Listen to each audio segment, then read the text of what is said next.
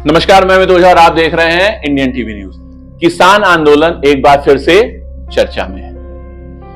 Noida police ने एक बार फिर से 34 किसानों को गिरफ्तार किया है। इससे आंदोलन की चिंगारी गांव-गांव में फैलने की बात कही जा रही है। किसान 10% आबादी भूखंड, भूमि अधिग्रहण कानून के लाभ और हाई पावर कमेटी की सिफारिशों के लागू करने की मांग कर रहे हैं। किसानों ने 2 दिसंबर को दिल्ली कूच का भी प्रयास किया था, लेकिन पुलिस ने घेराबंदी करके उनको रोक दिया था।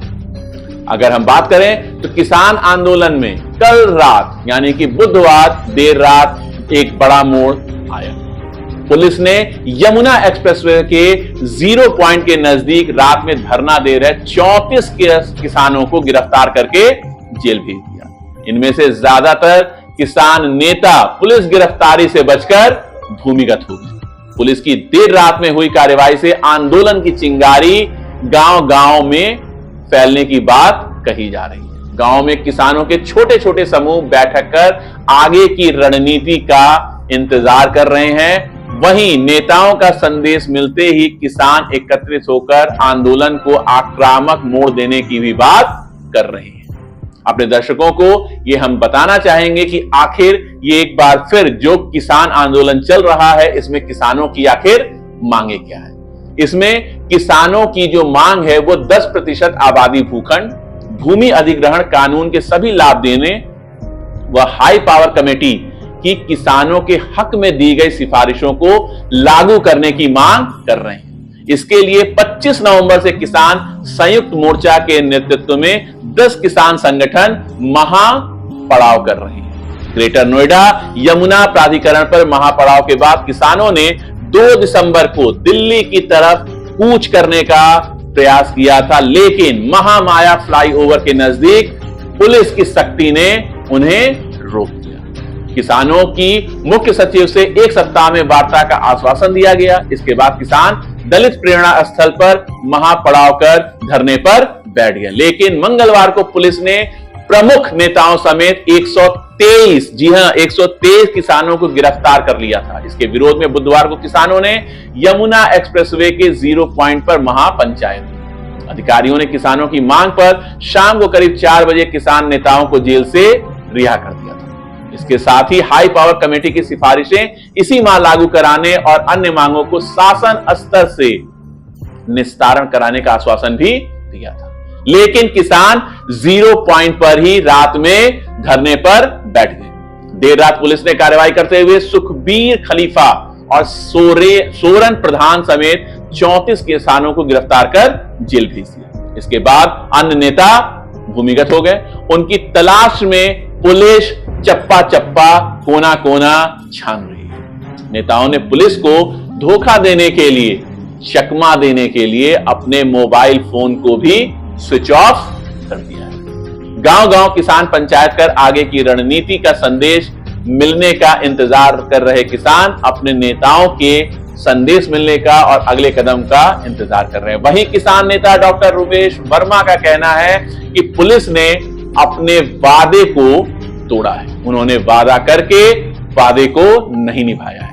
शांतिपूर्ण धरना प्रदर्शन कर रहे किसानों को रात में यानी कि 4 दिसंबर की रात में गिरफ्तार कर जेल भेजा जाना निंदनीय है। पुलिस ने दमन उत्पीड़न करते हुए अपने ही वादे से मुकरते हुए सुखबीर खलीफा एवं सोरन प्रधान सहित 15 से 25 किसानों को जेल भेज दिया है। किसान सभा के जिला महासचिव जगबीर नंबरदार, जिला उपाध्यक्ष गौरी मुखिया को अन्य 10 लोगों के साथ रात में ही घर से पकड़कर जेल भेज दिया है। संयुक्त मोर्चा के कार्यकर्ताओं पर पुलिस का कहर रात भर जारी रहा। उदल आर्य के घर के गेट को तोड़ते हुए, ऐसा आरोप है कि उदल आर्य के घर के गेट को तोड़ते हुए उनकी पत्नी को भी थाने में ले जाकर बिठाया गया, उनको प्रताड़ित किया गया। किसान दमन जो है और उत्पीड़न से पीछे हटने वाले नहीं है, यानी कि किसान किसी भी तरीके के दमन और किसी भी तरीके के प्रताड़ना और उत्पीड़न से अपने आंदोलन से पीछे हटने के लिए तैयार नहीं है, ऐसा किसान नेता रुपेश वर्मा का कहना है। शांतिपूर्ण धरना प्रदर्शन नागरिकों का हक है। योगी सरकार ने किसानों के शांतिपूर्ण आंदोलन को दमन करने की कोशिश सरकार पूरी तरह पूंजीपति परस्त एवं किसान विरोधी है। किसानों की जमीन पर नोएडा, ग्रेटर नोएडा, यमुना सिटी और इंटरनेशनल एयरपोर्ट बन रहे हैं, उन्हें उनका हक पिछले 50 सालों से नहीं मिला है। उनको विकसित आबादी प्लाट अभी तक नहीं मिले हैं। प्राधिकरण के अफसर भ्रष्टाचार कर किसानों के हिस्से की जमीन को भी खा गए। हाईकोर्ट, सुप्रीम कोर्ट के आदेश के बाद भी 10% के भी प्लाट नहीं दिए गए। जिले में 3.5 लाख से अधिक किसान 10% के प्लॉट की मांग से प्रभावित हैं। इसके बावजूद सरकार किसानों के दमन और उत्पीड़न पर लगी हुई है। आज किसान हजारों की संख्या में फिर से 0 पॉइंट पर इकट्ठा हो सकते हैं और शांतिपूर्ण धरना प्रदर्शन करेंगे, ऐसा किसान नेता रुपेश वर्मा का कहना है। उधर मुख्यमंत्री कार्यालय की ओर से एक्स पर कहा गया है कि 6 दिसंबर को भारत रत्न बाबा साहब अंबेडकर का महापरिनिर्वाण दिवस है। विभिन्न संगठन बाबा साहब के प्रति कृतज्ञता ज्ञापित करते हुए धरना प्रदर्शन कर सकते हैं, अराजक तत्व माहौल खराब करने का प्रयास कर सकते हैं। और यह जो तिथि है, यानी कि जो महापरिनिर्वाण दिवस है, यह बहुत ज्यादा संवेदनशील है। दलित प्रेरणा स्थल पर किसानों के महापड़ाव को लेकर सतर्क है। पुलिस, किसान एक बार फिर से दलित प्रेरणा स्थल पर महापड़ाव कर सकते हैं। पुलिस इसे रोकने के लिए पूरी तरीके से सतर्कता बरत रही है। संविधान निर्माता बाबा भीमराव अंबेडकर के महानिर्वाण दिवस को देखते हुए पुलिस अलर्ट मोड पर है। लेकिन जहां तक किसान नेताओं की बात है, रुपेश वर्मा की बात है, उनका यह कहना है कि पिछले 50 सालों से किसानों को उनका हक नहीं मिला है। लेकिन अपने आप में एक बात सोचने वाली बात है कि अगर उत्तर प्रदेश की अगर बात करें, अगर ये उत्तर प्रदेश की सरकार पे अगर ये आरोप है, तो अपने दर्शकों को बताते चले कि उत्तर प्रदेश में पिछले 50 सालों से भाजपा की सरकार नहीं है।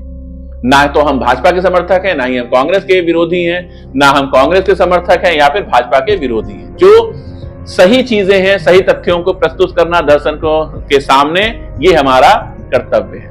लेकिन पिछली सरकारों से, पूर्ववर्ती सरकारों से वर्तमान सरकार की तुलना करना और पूरा दोषारोपण सरकार पे ही लाद देना अपने आप में कहीं ना कहीं किसान आंदोलन के सकारात्मक पहलू को पीछे कर रहा है। ये बिल्कुल सही है कि किसान अन्नदाता है, किसानों का सम्मान होना चाहिए और उनको उनका हक भी मिलना चाहिए, लेकिन सही चीजें दर्शकों के सामने भी आनी चाहिए।